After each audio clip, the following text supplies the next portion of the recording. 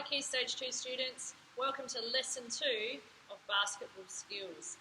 Today we're going to be looking at dribbling on the move and also looking at a skill called the jump stop.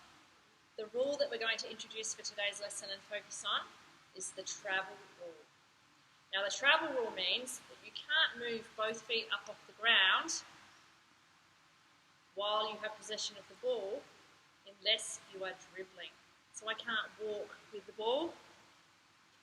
I can't pivot on one foot and then pivot on the other foot because that is travel. I must leave one foot grounded on the floor without raising it all the time. I also can't drag my grounded foot along the floor. So as well as lifting it up and putting it down, it can't move from its spot. You need to pretend it's nailed to the floor. Okay, so if I want to move my feet, I've got to dribble. If I stop dribbling, then I'm only allowed to move one foot, the other foot must stay grounded. The first drill that we're going to look at today for dribbling on the move is just dribbling in a straight line, and we're going to experiment with a change of speed. Last lesson we looked at stationary dribbling, and when we were dribbling stationary, we kept bouncing the ball in the same spot. If I want to move now, I can't keep bouncing the ball in exactly the same spot because I'm going to move in front of the ball. The ball's not going to come with me. So as I want to move forward, I need to also push the ball now slightly forward. For activity 1, we're going to be looking at dribbling in a straight line.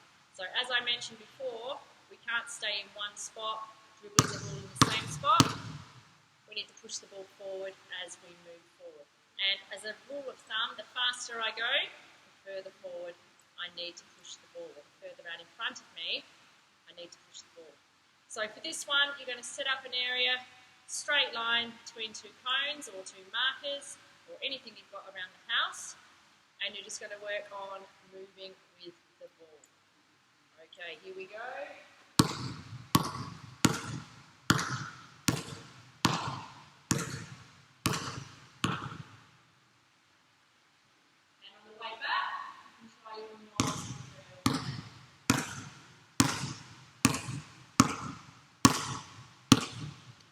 Just like with stationary dribbling, try not to look at the ball. Try to have your eyes looking forward or scanning the area ahead of you.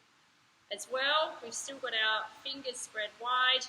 We're making sure that ball doesn't come up above our waist, and we can have our knees slightly bent. Making sure that we're pushing down, mashing those potatoes with our whole hand. When you've done a few walking, you can gradually try to increase the speed, but the important thing is to keep in control.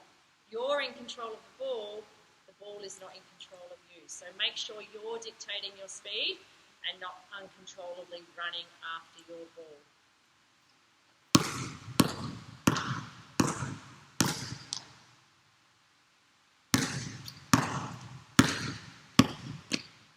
Okay, you may have noticed a special way I stopped at the end of each dribble. That is called a jump stop.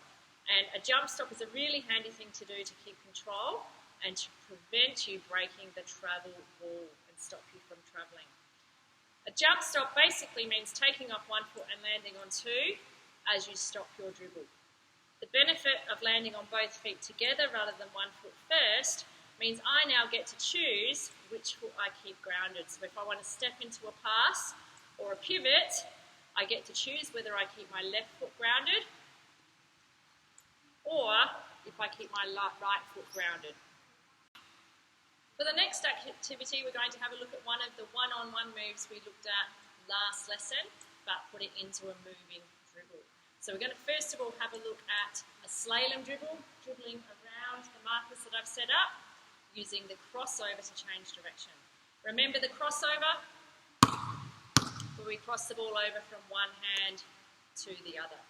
The important thing when you're passing a defender, or in this case a cone, which is depicting our defenders, is that we pass with the ball in the hand furthest from the defender. That makes it harder for the defender to try and reach and steal the ball. So if I'm passing the defender on the right hand side, I want to dribble with my right hand close and too easy for the defender to steal the ball. So each time we pass a cone, we're going to cross over and make sure that we have the ball in the hand furthest from the cone to pass the defender. Here we go.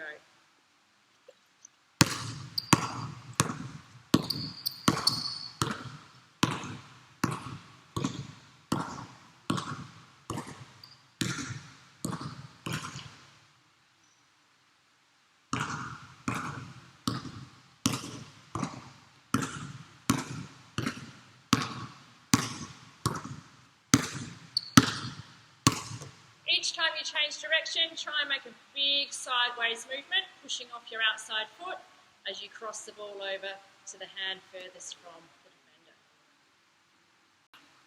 The next activity is going to be a retreat and go dribble. So last lesson we had a look at moving the ball from a forward to backward position.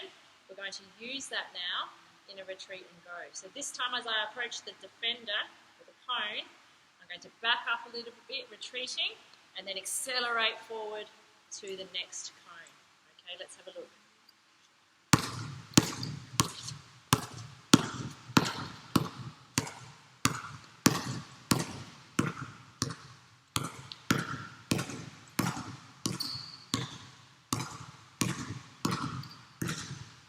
And let's have a look on the way back.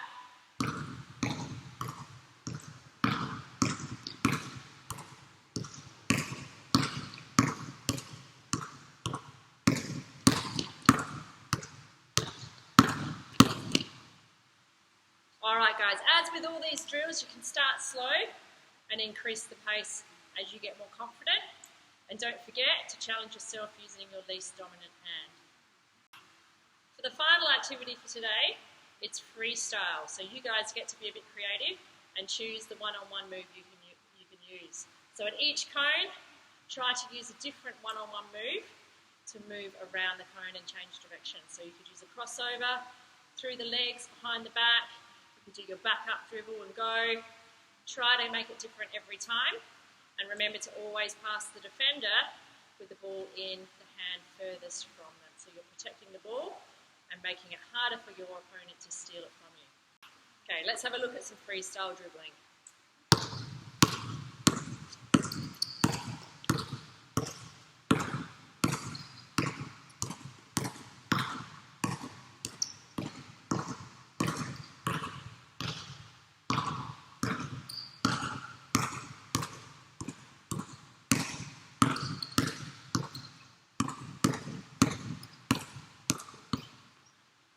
Alright guys, challenge yourself. Don't just do the easy crossovers. Try to pick something that's a little bit more difficult. Practice it lots of times. Start nice and slow, and as you get more confident, then you can increase the speed. But remember, you're in control of the ball is not in control of you, or it shouldn't be. Have lots of fun trying these dribbling on the move drills, and we'll see you next time.